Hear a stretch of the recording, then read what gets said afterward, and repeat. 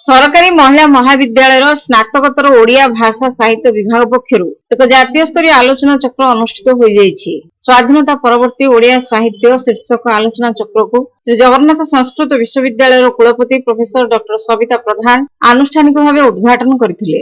अन्यतम अतिथि भाव प्राक्तन professor doctor वैष्णव चरण सामल, प्रोफेसर डॉक्टर संघमित्रा मिश्र, प्रोफेसर डॉक्टर मनोरंजन प्रधान प्रमुख योगदान करथिले। ओडिया साहित्यर स्वाधीनता परवर्ती विभिन्न विभाग यथा गल्प, उपन्यास, नाटक, कविता, प्रबंध, समालोचना, अनुवाद आदि संपर्क में आलोचक माने अनेक उपादेय तथ्य और निष्कर्ष उपस्थापना करथिले।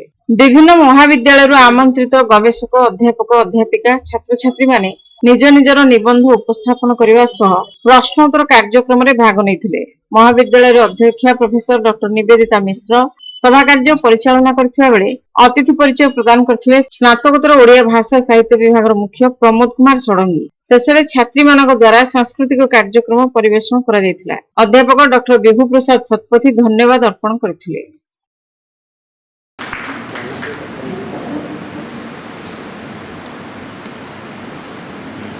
संवाद पृष्ठरे स्तंभ जीवन मंत्र प्रकाशित होछि